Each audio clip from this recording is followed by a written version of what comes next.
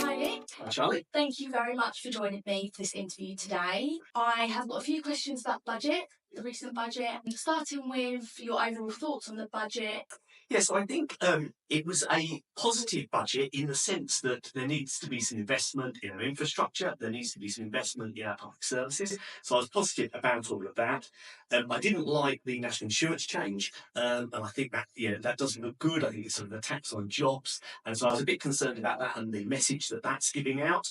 But I think generally from the property side, it wasn't quite as concerning as people thought it was going to be. And today we've also just had the news that interest rates have fallen as well. So that will hopefully also start to encourage the market to really get going again. Yeah. It should be good. Perfect. And what were the main property tax changes that you saw within the budget? So the principal headline one was this surcharge on second homes, whereby they rose from 3% to 5%, and then at the much higher rate from 15% to 17%. So that's on second homes that are being purchased, whether in your individual name or whether you're buying them in a company name. So, what's going to happen as a result of that is it's going to disincentivise people to want to be landlords. There's been other legislation that's come in, like the Renters Reform Bill, and changes as far as business rates and council tax are concerned, all of which I think will disincentivise you to maybe want to be a landlord. So if you're going to be a landlord, you're going to have to take some of these things on. Maybe you're going to have to look and say, I'll buy property in maybe a cheaper area. So where still the stamp duty increase will apply, but maybe its impact will be much smaller. Maybe you'll say, okay, rather than doing residential now, maybe I'd like to have a look at commercial because the commercial rates haven't changed and the mixed use rate. So that's a sort of situation where you've got maybe a commercial unit at ground floor and some flats above. Those rates haven't changed at all. So maybe you'll think, I might do some of that. And some people are certainly looking at maybe buying commercial property and then converting it into residential flats. So I think that was the main sort of headline there.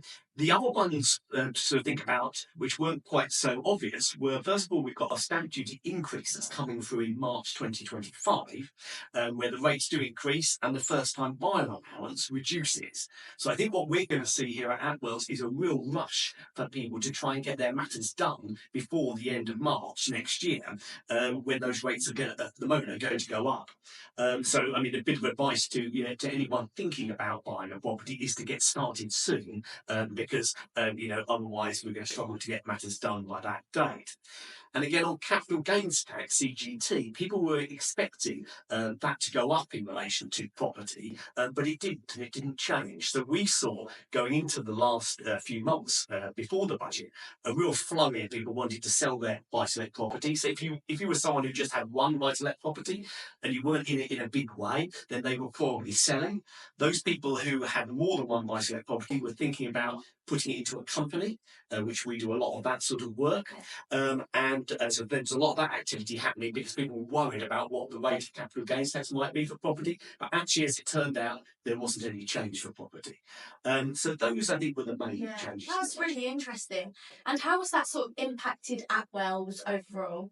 So I think for us, we've sort of started to see, perhaps more commercial property deals coming to the fore, and it's still interesting that small business people are feeling confident and still taking on new leases and opening new businesses, which is great news. We're seeing a continuation of people buying property and then sort of putting it into a company name or transferring their residential property into a company name. We've got a particular expertise around that, so we see a lot of that activity.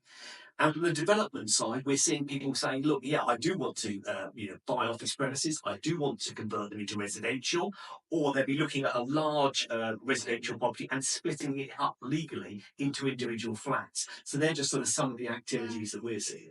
Oh, brilliant. Thanks, Nick. That was really interesting. And I would love to hear more about the commercial property side. So maybe we can chat about that next week. Yeah, no problem. Perfect. Thank you.